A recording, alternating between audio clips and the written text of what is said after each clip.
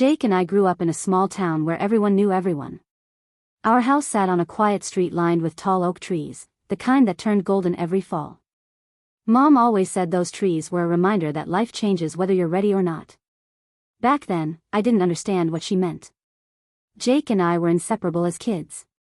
We shared everything: toys, snacks, secrets, even punishments. When he broke Mom's favorite vase, I told her it was my fault because I couldn't stand seeing him cry. He used to call me Em, and no matter how grown up we got, that nickname never changed. We were the kind of siblings people envied, the ones who laughed at inside jokes during dinner and finished each other's sentences. I was the quiet one, the planner, the one who thought things through. Jake was the opposite: loud, funny, always living in the moment. But somehow, it worked. He balanced me out. When I went off to college, Jake was still in high school. I'd call him every weekend, asking about his grades and his friends. He'd tease me for being the mom sister, but I didn't mind. I just wanted to look out for him. He was my little brother, and I thought nothing could ever change that. That's where Sarah came in. Sarah and I met during my second year in college. She was one of those people who made an impression right away: confident, smart, and effortlessly kind. We had a few classes together and often studied in the same library corner. She had this calm way of talking that made people listen. Everyone liked her. I did too. We became close, not best friends, but good friends. She'd tell me about her family, how her parents were both teachers, and how she wanted to work in marketing someday. She was the kind of girl who had her whole life neatly planned out. I admired that. After graduation, life moved fast. I got a job in the city, and Sarah and I lost touch. A few years later, when Jake introduced his new girlfriend at a family dinner, I almost dropped my fork. It was Sarah. She walked in, looking the same soft smile, same calm voice, but this time, her arm was around Jake. "Emma," she said, grinning, "it's been so long." I laughed, though my voice shook a little. "Wow, Sarah. I didn't expect this." Jake looked between us, confused. "Wait, you two know each other?" "From college," Sarah said quickly. "Emma practically saved me in marketing class." Everyone laughed. It felt normal again, like maybe this was just life connecting dots I didn't see before. At first, I was happy. Truly. Sarah was a good match for Jake: responsible, kind, and smart. She brought out the best in him. He stopped skipping work, started saving money, and even began volunteering with her on weekends. They were that couple everyone said was perfect together. But slowly, something started to change. It wasn't big at first, just small things that made me feel like I was watching my place in the family shift. Jake and Sarah started doing everything together. Movie nights that used to be our thing became their thing. When Jake needed advice, he asked Sarah instead of me. Mom loved Sarah. Maybe a little too much. "You two are so alike," she'd say with a proud smile. "Both so smart and thoughtful." But there was always a second part to that, the part she didn't say but I could hear. So alike, maybe too alike. One evening after dinner, Mom said to me, "You're always so reliable, Emma. You've done everything right. I'm proud of you." Then she turned to Sarah, who was helping Jake clear the table, and said, "And Sarah, you have such a bright future. You remind me of myself when I was young." I smiled, but it stung. It wasn't jealousy exactly. It was more like I was being replaced without anyone noticing. Sarah fit into our family so easily, like she'd always been there. Dad liked her too. He'd say things like, "Her parents raised her well," or "She's from a good family." Compliments that he never really said about anyone else. One day, Sarah offered to give me a ride home after work. On the way, she laughed and said, "Jake crashed on my couch again last night. He fell asleep watching movies." I laughed too, but something about the way she said it, so casual, so comfortable, made me realize how close they'd become. When we pulled up to my street, I said, "You two are always hanging out. I guess I'll see you both tomorrow." She smiled. "You will. You know you're like family to me." That word, family, echoed in my head for days. At the next family gathering, one of Mom's friends leaned over to me and said, "Sarah's family seems so close to yours. You two must be like sisters." Before I could answer, Mom jumped in with a quick laugh. Oh yes, lots of fun memories. It was such a small thing, but her voice was tight, like she wanted to move on quickly. That night, as we cleaned up, I asked Mom, you knew Sarah's family before Jake met her, didn't you? She froze for a second, then said, not really. Just heard of them. Small town, you know. Then she changed the subject. I told myself it didn't matter. Maybe she was just tired. Maybe I was reading too much into things. Still, I couldn't shake the feeling that there was something deeper, something everyone else understood except me. The wedding planning started soon after. Jake was over the moon, calling me every other day with updates. She said yes. Can you help pick the flowers? I want you to be my best person. I said yes to everything. Because that's what sisters do. During one of our planning sessions, Sarah and I sat at her kitchen table sorting through invitation samples. She looked at me suddenly and said, you've always been there for Jake. He's lucky to have you. Thanks, I said softly. He's lucky to have you too. She smiled but didn't answer. For a brief second, her face looked sad, almost guilty. Then she blinked it away. I didn't ask. I didn't want to ruin the moment. As the wedding drew near, the little things started piling up again. Mom seemed tense, Dad avoided certain topics, and every time I mentioned Sarah's name, someone changed the subject. One night, I walked past the kitchen and heard Mom on the phone again. Her voice was low, nervous. She doesn't remember, does she? No, we can't tell her. Not now. When she saw me, she ended the call and forced a smile. Just talking about the guest list, sweetheart. But my stomach turned. I knew that wasn't true. Still, I kept quiet. Maybe because I didn't want to believe my family could be hiding something.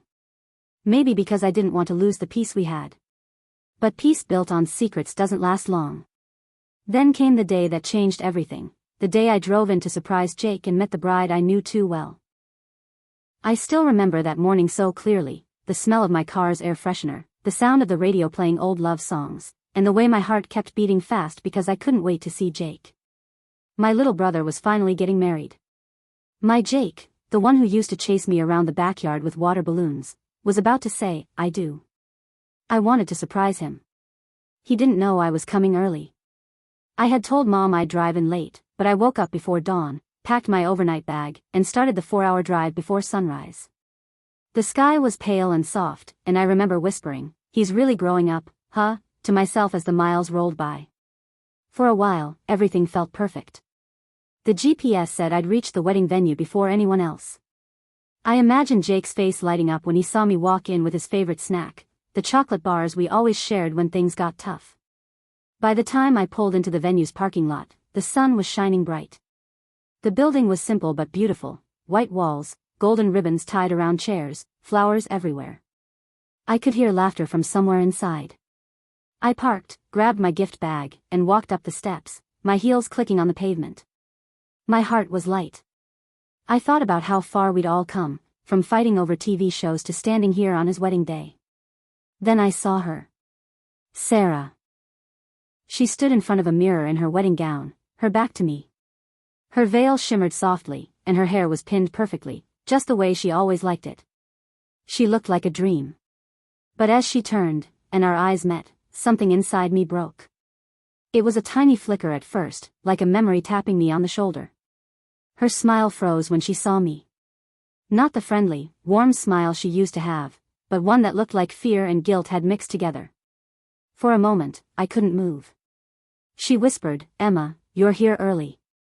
Her voice trembled just enough for me to notice. I tried to smile back. I wanted to surprise Jake. There was silence, thick, awkward, heavy. My hands tightened around the gift bag. I didn't understand why I suddenly felt like I'd walked into the wrong room.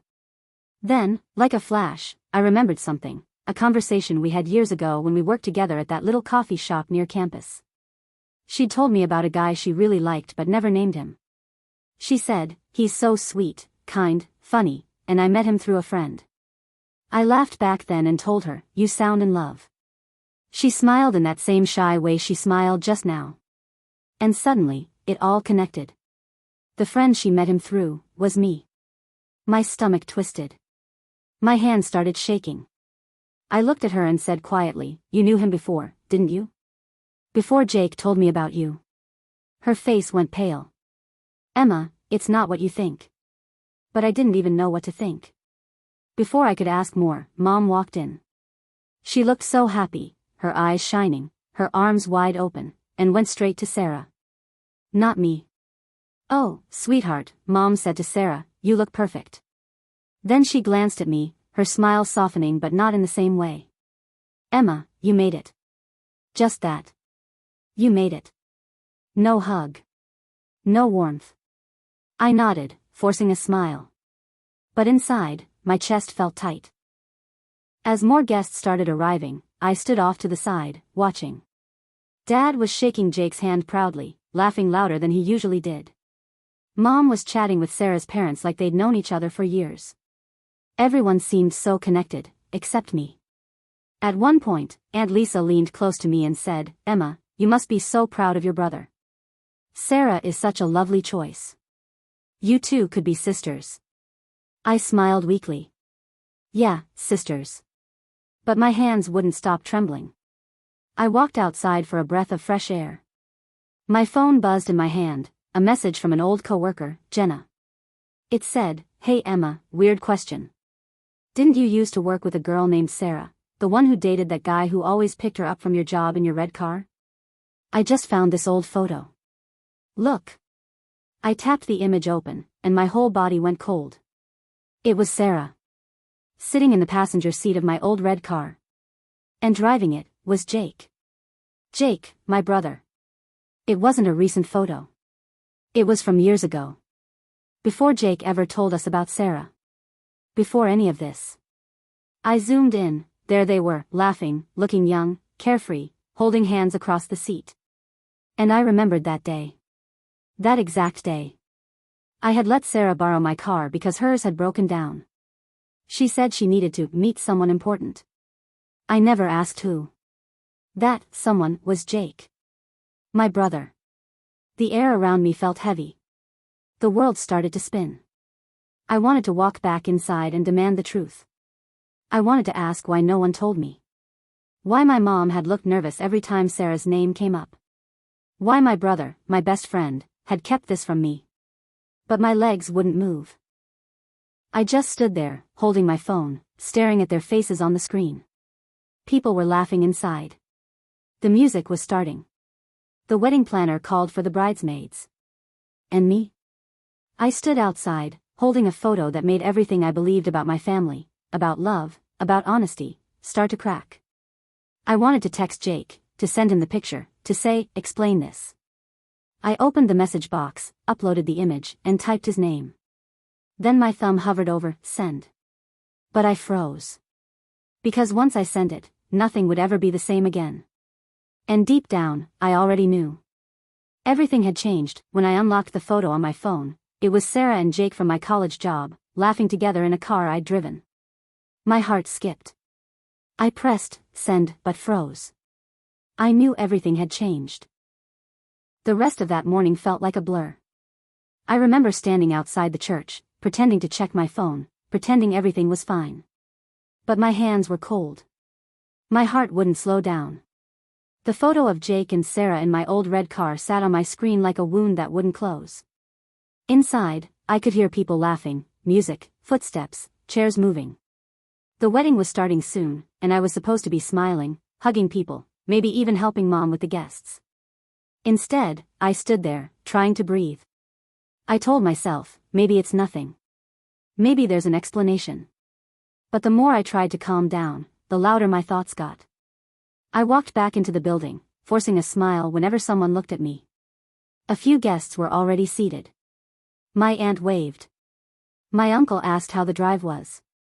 I nodded, said it was fine, and slipped away to the back. That's when I heard it.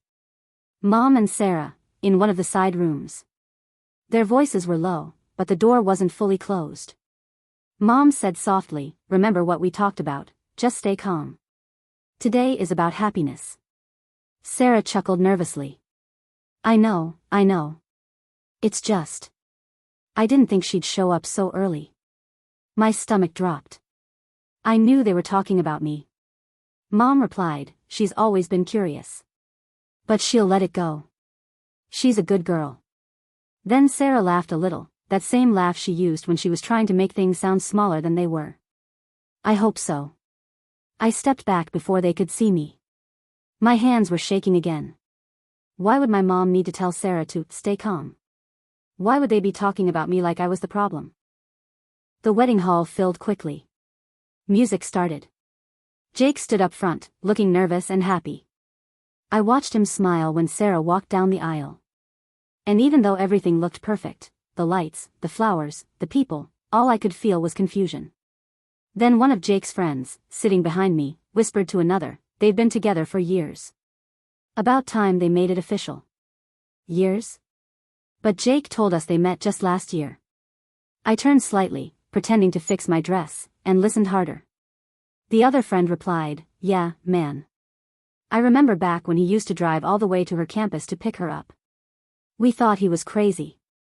My throat went dry. That wasn't last year. That was my college. The same time I worked with Sarah. The puzzle pieces started clicking together. Slowly, painfully. After the ceremony, during the reception setup, I couldn't hold it in anymore. I found Mom standing near the punch table, laughing with a cousin. I pulled her aside and whispered, why didn't you tell me Sarah and Jake knew each other before the engagement? Her smile disappeared. She looked around, making sure no one was listening. Emma, this isn't the time. Then when is the time? I asked. My voice cracked. You knew, didn't you? Mom sighed, her eyes darting towards Sarah, who was taking photos with guests. It's nobody's business, she said quietly. They're happy now. Let it go. Nobody's business? I almost laughed. You let me sit there, introduce them, help plan things, all while you knew? Her jaw tightened. You wouldn't understand. Then make me understand, I said, my voice trembling. She didn't answer.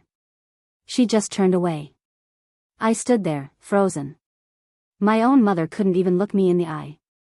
Later, I found Sarah backstage fixing her dress before the photos. I walked up slowly, trying not to shake. Why didn't you tell me you met Jake before that college event? I asked. She looked at me through the mirror, her expression calm but her eyes scared. It wasn't a big deal, she said softly. We weren't serious then. Not serious? I whispered. You were dating my brother behind my back, while pretending to be my friend. She turned around, her voice low. Emma, please. Don't do this today. Not here. Before I could say anything else, Jake walked in. What's going on? He asked, his smile forced. I looked at him. My brother. My best friend. How long have you known Sarah? I asked. He paused. Just a second too long. Emma, please, he said, trying to sound calm. Just relax. It's going to be great. But his tone, it wasn't the Jake I knew. It was rushed. Guilty. I could feel tears burning behind my eyes. You lied, I said quietly. You both lied. Then I walked out. I didn't even know where I was going. I just needed air. I ended up in the small church office, the one where Dad used to store programs and papers. I shut the door behind me and leaned against it, trying to stop shaking. Why didn't anyone tell me? I whispered to the empty room. Then I saw something sitting on the desk, a small envelope with Sarah's name written on it in Dad's handwriting. I shouldn't have opened it. But I did. Inside was a folded paper, a check receipt from last year. A large amount. Made out to Sarah's family. My heart dropped. I didn't even know Dad knew her family back then. That's when the door opened. Mom walked in, her eyes wide. Emma, she hissed. What are you doing?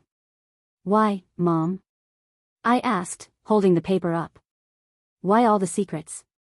Her face broke. For the first time that day, she looked tired. Old. Because your father wanted to help, she said quietly. He thought it would make things right. Right? I asked. What was wrong? She didn't answer. She just started crying. Dad came in next. He looked at the paper in my hand, then at Mom, then at me. Enough, he said firmly. Let it go, Emma. Please. Why? I shouted. Why can't anyone just tell me the truth? Everyone outside must have heard. The room went silent except for Mom's soft sobbing. Sarah peeked in, eyes wide. Jake followed behind her. Guests began whispering, heads turning toward the office door. And in that small, crowded space, my whole family looked like strangers. No one said a word. Sarah rushed out first, her veil brushing my arm. Jake followed her, muttering, "This isn't the time." Dad rubbed his forehead. Mom kept crying. I just stood there, feeling like the floor had disappeared. That night, after everyone had left for the reception, I couldn't sleep. My mind wouldn't stop spinning. I went outside behind the hall, where the trash bins were lined up. The night air was cold. That's when I heard someone talking softly, my Uncle Ben. He was pacing near his car, on the phone. I wasn't trying to listen, but his voice carried. "She's getting close," he said. "If she keeps digging, the truth will destroy everything." He paused. "Yeah," he said again. "Emma. She's asking too many questions." My heart nearly stopped. I took a step back, trying not to make a sound. The truth would destroy everything. What truth? I didn't know yet. But I knew one thing for sure, whatever it was, it started long before this wedding day. And my family had been hiding it from me all along. That night, I hid outside the reception hall and heard my uncle whisper into his phone, "If she keeps digging, the truth will destroy everything." The next morning, I woke up in my hotel room, still wearing yesterday's clothes. My phone was buzzing non-stop, messages from family, photos from the wedding, people saying how beautiful everything looked. But all I could see was that picture. Jake and Sarah in my old red car, years before they ever told me they met. I sat on the bed for a long time, staring at the wall. My chest felt heavy, like someone had filled it with stones. I didn't want to believe it, that my own brother, the person who shared secrets with me since we were kids, had kept something so big from me. I thought about going home. Just packing up, getting in my car, and driving until the whole thing disappeared behind me. But something inside me wouldn't let me. I needed to know the truth. So I went back to the house. Mom was in the kitchen, still in her dressing gown, her hair pinned up. She looked tired. Dad was reading the paper like nothing had happened. Jake and Sarah hadn't come by yet. I stood in the doorway, my voice quiet but sharp. "Mom, I need you to tell me the truth. All of it." She didn't look up. "Emma, it's over. The wedding is done. Let's not ruin it."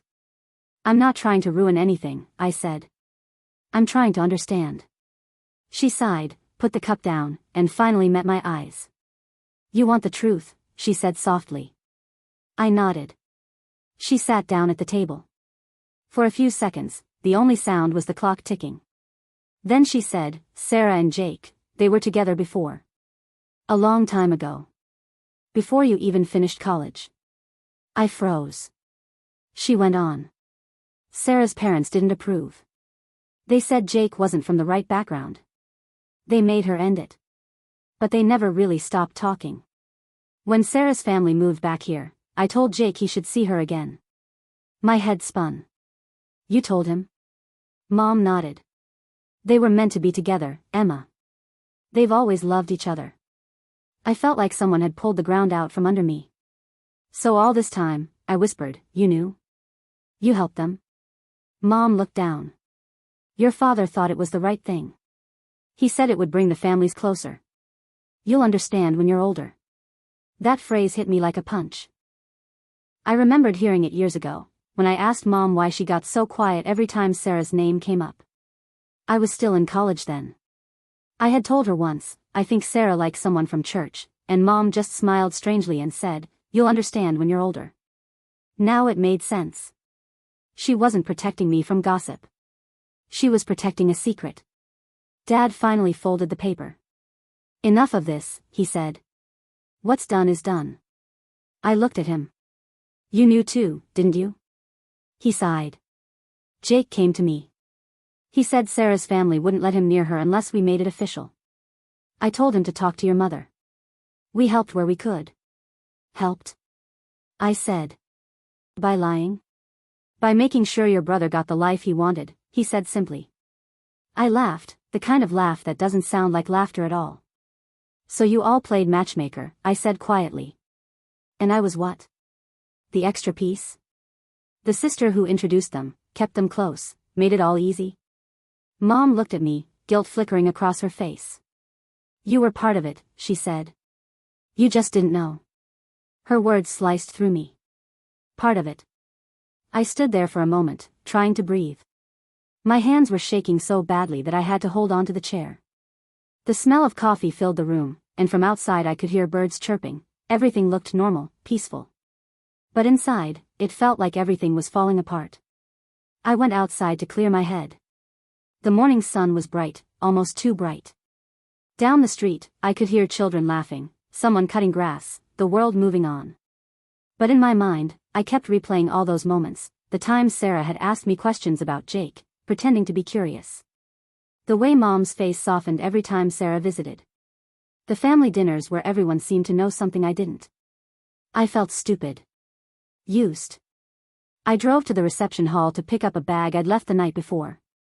As soon as I walked in, the smell of leftover cake hit me, sweet, heavy, mixed with that faint scent of perfume and champagne. The lights were still on, flickering slightly. Tables were half cleared. Balloons hung limp. It looked like a place that had been happy just hours ago, but now only carried silence. I sat down near one of the tables. My phone buzzed again. It was a message, from Sarah. Sarah, please don't hate me. We didn't mean to hurt you. Your mom thought it would be better this way. I stared at the words until they blurred. Better this way? I typed back, my hands trembling, Emma, how long were you and Jake together before? The typing dots appeared, then stopped, then started again. Finally, she replied, Sarah, since before graduation. I wanted to tell you, but your mom said not to. She said it would just make things harder. Harder for who? I didn't even reply. I dropped the phone onto the table, closed my eyes, and just listened. Somewhere in another room, workers were cleaning up. I could hear the sound of a broom brushing across the floor, the faint hum of an old refrigerator, laughter from people who didn't know my heart was breaking. My hands felt cold. My throat was tight. It turned out, the person I trusted most, my brother, was hiding more than I ever imagined. And the person I thought was just a friend had become the center of a secret I was never invited to. I thought about the night before, when I'd heard my uncle whisper that the truth would destroy everything. Maybe he was right. Maybe this was the truth that was meant to stay hidden. But how could I pretend everything was fine now? As I stood up, I saw Jake walking toward me from the door. His tie was loose, his jacket slung over his shoulder. Emma, he said quietly. Can we talk? I didn't answer right away. He sat across from me. I'm sorry, he said. We didn't know how to tell you. You were always close to Sarah, and Mom thought it would just complicate things. Complicate things? I asked, my voice shaking. You mean telling me the truth? He looked down. We didn't mean to hurt you. I could hear the sadness in his voice, but it didn't make it better. All those years of trust, of shared secrets, of protecting each other, gone. He reached out, but I pulled my hand away. You should have told me, I said quietly. That's all you had to do. He didn't say anything after that. He just sat there, staring at the table. I stood up, took one last look around the hall, the fading lights, the empty chairs, the broken balloons, and realized something that made my stomach twist. This wedding wasn't just a celebration. It was a cover. A cover for lies, for silence, for years of hidden choices that I wasn't supposed to find out about. I walked toward the door, my voice barely above a whisper. It turns out, I said, the wedding wasn't just a celebration, it was the cover for a lie. And now I have to decide where I stand. When the truth came out, it felt like the whole house stopped breathing. Nobody knew what to say, and yet, so many words were stuck between us. The wedding was over, but the tension had just begun. The laughter, the music, the dancing, all of it now felt fake, like it belonged to another world. That night, my mother called a family meeting. She said it was to clear the air. But I already knew there was no air left to clear, only smoke from the fire we'd all been pretending wasn't burning. We sat in the living room. The same room where we used to play board games, where birthdays were celebrated, where family photos still hung on the wall. Now, it felt small and cold. My father sat in his chair, quiet as a rock. My mother sat across from him, her face pale and tired. Jake stood by the window, avoiding my eyes. And Sarah. Sarah wasn't there. She was in the guest lounge crying, and everyone could hear her even though the door was closed. No one wanted to start, so I did. I walked in holding the printed text messages in my hand. My hands were shaking, but I didn't care. You kept me from knowing who I was, I said, my voice low but clear. You chose for me who mattered and who didn't. You made me feel like I was part of the family, only until it wasn't convenient. The room went silent. My words hung there, heavy. My mother's lips trembled. She said softly, "Emma, I never meant to hurt you." I wanted to believe her. I really did. But the words sounded empty now. Like something she had said too many times before without meaning it. Father didn't say a word. He just looked at the floor. Jake rubbed the back of his neck and sighed. He still couldn't look at me. Then I asked, "Did you all know?" My voice cracked. "Did you all know about Sarah and Jake before I found out?" No one answered. My mother tried to explain. She said, "It was complicated. We didn't want to make things harder for Jake. We thought you'd understand later." I shook my head. "Later?" I said, my throat tight. "You said that years ago too. You said I'd understand when I was older. But I'm older now, and it only hurts more." Jake finally looked at me. His eyes were red. "Emma, it wasn't supposed to be like this. We didn't mean for you to find out that way." I could see guilt all over his face. I wanted to yell, but my body felt too tired. I just said, "You had years to tell me. You had chances. But you didn't." Sarah suddenly came into the room, still crying. Her makeup was smeared, and her dress was wrinkled. "Please stop," she said. "I didn't mean to hurt anyone." I looked at her. The same woman I once called my friend. The same person I used to share stories and laughs with. "You hurt me the most," I said quietly. "You asked me about Jake like you didn't know him. You came to my house like we were strangers, even though you were already part of this." Sarah covered her face with her hands and ran out of the room again. My father finally spoke, his voice low and heavy. "Enough," he said. "There's no need to drag this out." I turned to him. "Drag this out? You've been hiding it for years. You pressured Jake, didn't you? You told him to marry Sarah." He didn't reply, but his silence said everything. Mother started to cry. She said, "I just wanted peace in this family. I didn't want anyone to get hurt." I stared at her. "Peace built on lies isn't peace, Mom. It's just pretending." Jake sat down on the couch, head in his hands. "I thought I could protect everyone," he whispered. "But I only made things worse." He was right. Everything was worse now. Later that night, I saw Sarah leave the reception early. She didn't say goodbye. She just grabbed her bag, got into a car, and drove off crying. I didn't follow her. I didn't even move. I just watched from the window until her car disappeared into the dark road. My father went to his office after that and didn't come back out. He locked the door. My mother was taken to see a doctor later that week because she couldn't stop crying. The rest of us tried to go on with life, but it didn't feel the same. The house felt different. The air was heavy, like secrets still floated around even after everything was said. I couldn't sleep that night. I lay in bed, staring at the ceiling. The room that once felt warm now felt empty. The bed felt cold. I could hear the church bells ringing outside, and every time they rang, I flinched. They reminded me of the wedding, of the moment everything fell apart. I started to wonder if I could ever trust anyone again. The people who raised me, the brother I loved, the friend I thought I knew, all of them had been part of a story I didn't even know I was in. Sometimes, I got up in the middle of the night and walked around the house. I'd stop at the living room doorway, the same spot where everything had come undone. The same place where I spoke the truth that couldn't be taken back.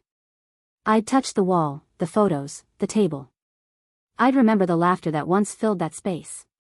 Now, it was just quiet. One night, I caught my reflection in the mirror near the hallway. I barely recognized myself. I looked tired. My eyes looked older. I thought, how did we get here? And then it hit me, maybe family isn't always the people who share your blood. Maybe it's the people who stay when the truth breaks everything open. The people who don't run when things get ugly. I took a deep breath, stood by the door of my childhood room, and whispered to myself, sometimes family isn't about blood. It's about who stays when the truth breaks you. And in that moment, I knew, this was the beginning of something new. Not perfect, not easy, but real. When the truth came out, it felt like the whole house stopped breathing. Nobody knew what to say, and yet, so many words were stuck between us. The wedding was over, but the tension had just begun. The laughter, the music, the dancing, all of it now felt fake, like it belonged to another world. That night, my mother called a family meeting. She said it was to clear the air. But I already knew there was no air left to clear, only smoke from the fire we'd all been pretending wasn't burning. We sat in the living room. The same room where we used to play board games, where birthdays were celebrated, where family photos still hung on the wall. Now, it felt small and cold. My father sat in his chair, quiet as a rock. My mother sat across from him, her face pale and tired. Jake stood by the window, avoiding my eyes. And Sarah.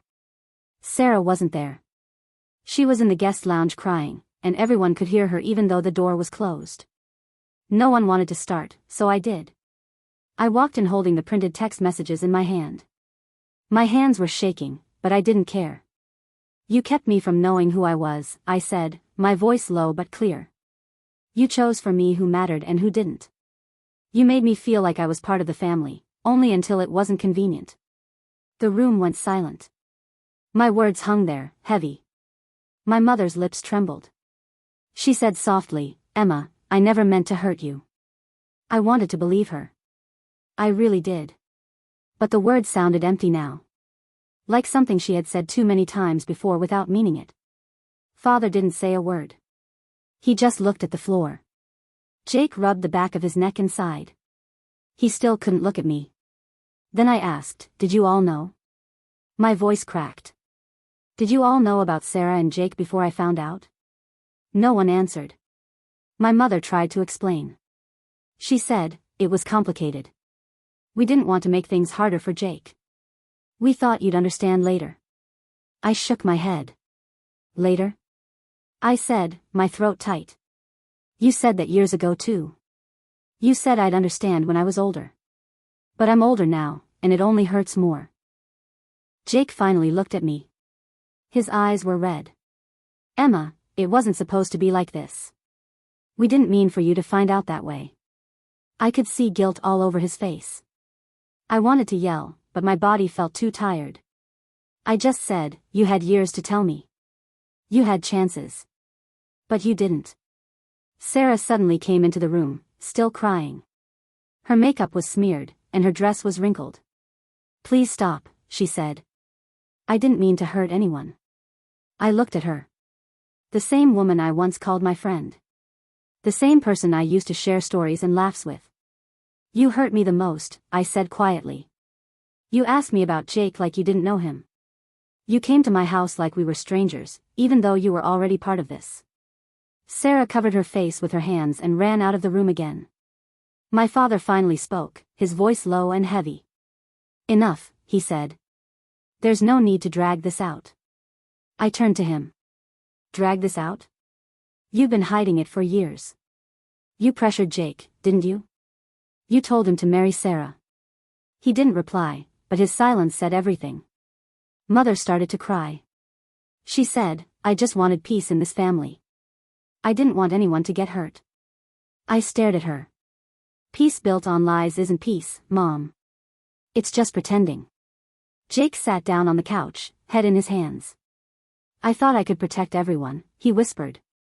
But I only made things worse. He was right. Everything was worse now. Later that night, I saw Sarah leave the reception early. She didn't say goodbye. She just grabbed her bag, got into a car, and drove off crying. I didn't follow her. I didn't even move. I just watched from the window until her car disappeared into the dark road. My father went to his office after that and didn't come back out. He locked the door. My mother was taken to see a doctor later that week because she couldn't stop crying. The rest of us tried to go on with life, but it didn't feel the same. The house felt different. The air was heavy, like secrets still floated around even after everything was said. I couldn't sleep that night. I lay in bed, staring at the ceiling. The room that once felt warm now felt empty. The bed felt cold. I could hear the church bells ringing outside, and every time they rang, I flinched. They reminded me of the wedding, of the moment everything fell apart. I started to wonder if I could ever trust anyone again. The people who raised me, the brother I loved, the friend I thought I knew, all of them had been part of a story I didn't even know I was in. Sometimes, I got up in the middle of the night and walked around the house. I'd stop at the living room doorway, the same spot where everything had come undone. The same place where I spoke the truth that couldn't be taken back. I'd touch the wall, the photos, the table. I'd remember the laughter that once filled that space. Now, it was just quiet. One night, I caught my reflection in the mirror near the hallway. I barely recognized myself. I looked tired. My eyes looked older. I thought, how did we get here? And then it hit me, maybe family isn't always the people who share your blood. Maybe it's the people who stay when the truth breaks everything open. The people who don't run when things get ugly. I took a deep breath, stood by the door of my childhood room, and whispered to myself, sometimes family isn't about blood. It's about who stays when the truth breaks you. And in that moment, I knew, this was the beginning of something new. Not perfect, not easy, but real. It has been months now since that day, the wedding that never truly became one. The pictures were never printed. The thank you cards were never sent. The memories still come, but they don't sting the way they used to. They just sit there quietly, like old dust on a shelf you've stopped trying to clean. When I think about it now, I realize something important. The truth doesn't destroy weddings or families, lies do. Lies are what crack the walls from the inside. You can decorate the outside, smile for the camera, say all the right words, but if the truth isn't standing with you, it will all fall apart sooner or later. That's what happened to us. We built everything on a half-truth. And half-truths don't last. Sometimes I sit and think about how different things would have been if someone had just been honest with me from the start. Maybe I would have been angry, sure. But maybe the anger would have passed, and we could have healed together instead of breaking apart. Now I know, what looks like loyalty can sometimes hide betrayal. People say they're protecting you, but really they're protecting themselves. They don't want the truth to come out because it might make them look bad.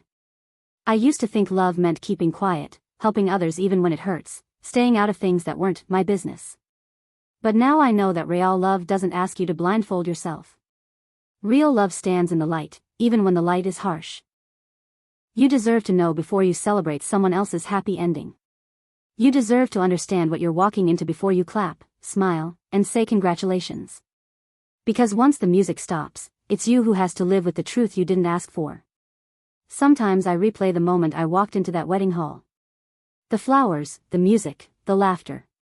I was so sure I was walking into a day of joy, not the start of a storm. I never thought surprising my brother would feel like punching my own heart. One day, I believed I knew my family. Then I saw the bride. Then I learned the reason I felt invisible. I remember how my chest tightened, how the air left my lungs, how everyone's smile suddenly felt like a mask. I wanted to scream, but I couldn't even find my voice. That's the thing about betrayal, it doesn't always shout. Sometimes, it whispers in the corner of a smile. Now when I look back, I can see the signs. The way Mom changed the subject whenever Sarah's name came up. The way Jake looked nervous when I asked questions. The way Sarah avoided talking about her past. I saw it all, but I told myself it was nothing. Because believing in your family feels safer than doubting them. But the truth doesn't need your permission. It comes whether you're ready or not. I've learned that protecting yourself doesn't make you selfish. It makes you wise. If I've learned anything, it's this: you deserve to ask. You deserve to dig. You deserve to protect yourself even when you love them. Because love without truth is just a promise waiting to crack. I used to think asking questions would make people angry. And maybe it does. But it's better to face someone's anger than to live in their lie. Sometimes I sit in my car outside the old church, just watching the doors. I see new couples walking in, holding hands, smiling. I whisper a little prayer for them, let them be honest. Let them start right. Because now I know how much damage hiding things can cause. I've also learned that healing isn't loud. It's quiet. It's sitting with your pain until it doesn't control you anymore. It's forgiving people who might never say sorry. It's choosing peace even when you don't get closure. And maybe that's what growing up really means, learning that closure doesn't always come from others. Sometimes it comes when you stop waiting for answers and start living again. I still love my family, but not in the same way. It's a love with space now. Space for truth. Space for distance when I need it. Space for me. Some nights, I still think about Jake. I hope he's okay. I hope he's learning too. I hope he realizes that hiding the truth doesn't protect love, it poisons it. I've also learned that people can love you and still hurt you. It doesn't mean their love wasn't real. It just means they didn't know how to handle their fear. Fear makes people hide. But hiding never ends well. When I talk to young people now, I tell them, don't be afraid of truth. Be afraid of secrets. Secrets grow until they crush everything good. I think that's my biggest lesson. Truth may hurt for a moment, but lies hurt forever. Sometimes I imagine going back to that wedding, standing in the same place, watching it all unfold again. This time, I'd walk straight to my brother, look him in the eye, and say, if you ever want peace, stop hiding. Because that's what I wish someone had told me years ago. Now, when I attend weddings or family gatherings, I see things differently. I look past the decorations, past the smiles. I watch for the small things, the quiet guest who looks uncomfortable, the sideways glance between two people who pretend not to know each other, the story that doesn't quite line up. And sometimes, I wonder, what are they hiding? So next time you walk into a celebration, look for the quiet guest, the hidden photo, the sidelong glances. Ask yourself, what are they hiding that you didn't even know to ask? Because secrets don't always look suspicious. Sometimes they're dressed in white, holding flowers, smiling for pictures. And maybe, just maybe, you'll remember my story, the sister who drove to surprise her brother and found the truth waiting at the altar. Now I'll leave you with this question. If you were in my place, standing in a wedding where you weren't the bride but you knew the bride too well, would you stay for the dance, or walk away forever? I never thought driving in to surprise my brother on his wedding day would make me wish I'd stayed in the car. It was supposed to be one of those happy moments, the kind you record on your phone, laugh about years later, and say, remember that day? But when I saw his bride, someone I knew too well, everything changed. My name is Emma. I'm a sister, a daughter, and for as long as I can remember, I believed that family means loyalty, that no matter what happens, blood always stands by blood. I believed that until that morning. The sun was bright, the air smelled like flowers, and I was smiling as I walked into the wedding hall, ready to see my brother's big moment. But then, I saw her. The bride. Her face froze me in place. My hand started to shake. My smile faded. And in that moment, my world flipped upside down. My name is Emma. I'm 28 years old, and if you had asked me a few months ago what my greatest joy was, I would have said, my family. We weren't perfect, but we were close, the kind of family that laughed loudly, argued softly, and always found our way back to the dinner table together. My younger brother Jake was the heart of it all. Jake's the kind of person everyone loves. He's funny without trying, charming without knowing it, and somehow always the one to bring people together. Even when we were kids, he had that gift. I still remember him running around the backyard with a toy sword, shouting, I'm the knight. Emma, you be the queen. He was 6. I was 9. We made up our own stories and ruled our little world with wooden spoons and bedsheet capes. As we grew up, life changed, but Jake stayed the same in the best way. When I moved out for college, he was the one who sent random messages like, you forgot your charger again, or Mom says come home this weekend. And every time I came back, he'd be there waiting by the door like a puppy, pretending he wasn't excited to see me. Family dinners were our little tradition. Mom would bake her famous chicken pie, Dad would pour himself a glass of something he said was, for the nerves, and Jake would always end up telling a joke that made Mom roll her eyes but laugh anyway. It was safe. It was home. Mom's always been the busy kind of caring, the type that shows love through actions, not words. She'd make sure we were fed, dressed, and never left the house without saying, "Call me when you get there." Dad, on the other hand, was quieter. A man of few words. He worked late most nights, but when he was home, he'd sit in his chair and listen to us talk about our day, smiling now and then, as if our voices were the only thing keeping him grounded. Then there was Jake's love life. He was never the settle down early type. He dated here and there, mostly short flings that never stuck. So when he told us he'd met the one, Mom nearly dropped her spoon. He said her name was Lily. I remember that first evening he brought her up. We were sitting around the table after dinner, and his eyes lit up like he was talking about something sacred. "Her name's Lily," he said, smiling into his plate. "She's different." Mom raised an eyebrow. "Different how?" Jake just shrugged. "You'll see." I didn't think much of it then. But looking back, maybe I should have. A few weeks later, I met Lily at a small cafe downtown. She was beautiful, with soft brown hair, kind eyes, and a quiet way of talking that made you lean in to listen. She had this calm confidence about her, like someone who knew more than she let on. She reached out her hand and said, "You must be Emma. Jake talks about you all the time." We talked for a while. She was polite, sweet even.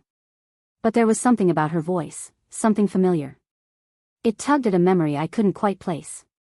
I brushed it off, thinking maybe I'd seen her somewhere before, at work, or maybe through a friend.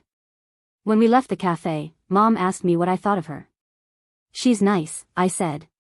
"Seems like she really loves Jake." Mom smiled, but it didn't reach her eyes. "Yes," she said softly. "She does seem nice." That was the first time I noticed it, the way Mom's tone changed when she said Lily's name. It wasn't dislike. It was something else. A kind of unease. The wedding plans moved fast after that. Jake was all in, booking the venue, choosing colors, sending invites. I helped him with the decorations, the playlists, even the seating chart. It felt good to be part of it. To see my little brother so happy. One evening, while we were sorting invitations, Jake looked at me and said, "You're the only one I really trust with this stuff." That made me smile. He was my brother. Of course he trusted me. But little things started to bother me after that. Tiny things I tried to ignore. Like the time I mentioned Lily's name in front of Mom, and she froze for a second before changing the subject. Or when I asked Dad what he thought of her, and he said, "She's fine, Emma. Let's not overthink things." There was also that one time when Mom thought I wasn't around. She was on the phone, pacing the kitchen, whispering. I only caught a few words. "It's better this way, he doesn't need to know." When I walked in, she hung up quickly and said she was just confirming a catering order. Something about her voice told me that wasn't true. But I pushed it all aside. Families have secrets, little ones, harmless ones. And I didn't want to ruin Jake's happiness by digging where I didn't belong. As the wedding day got closer, Lily and I saw more of each other. She'd text me pictures of dresses and flowers, asking what I thought. I started to like her. She was gentle, easy to talk to. Sometimes, when Jake wasn't around, she'd ask me questions about our family, about our parents, about how Jake was growing up. It didn't seem strange at the time. She said she just wanted to know everything about the man she was going to marry. Still, there were moments when she'd look at me, like really look at me, with an expression I couldn't understand. Like she was searching for something. Once, while helping her try on wedding veils, I said, "Jake's lucky to have you." She smiled, but her eyes glistened, like she might cry. "I hope so," she whispered. That night, I told Mom how sweet Lily was. Mom nodded but didn't say much. Then she sighed and said something strange. "Sometimes," she said, "people from the past come back in ways we don't expect." I frowned. "What does that mean?" She just shook her head. "Nothing, dear. Just talking." I laughed it off, but that sentence stayed in my mind. People from the past come back in ways we don't expect. If only I had asked what she meant. The morning of the wedding came fast. The house was buzzing with excitement. Flowers everywhere. Laughter. Music. I packed a small gift for Jake, an old photo of us as kids, framed with the words, "Always my brother, forever my friend." I couldn't wait to see his face when I surprised him with it. On the drive to the venue, I remember feeling proud of him, proud of the life he was building. But deep down, there was a strange tightness in my chest. A small voice whispering that something was off. I didn't listen to it. Looking back now, I realized the signs were always there. I just chose not to see them.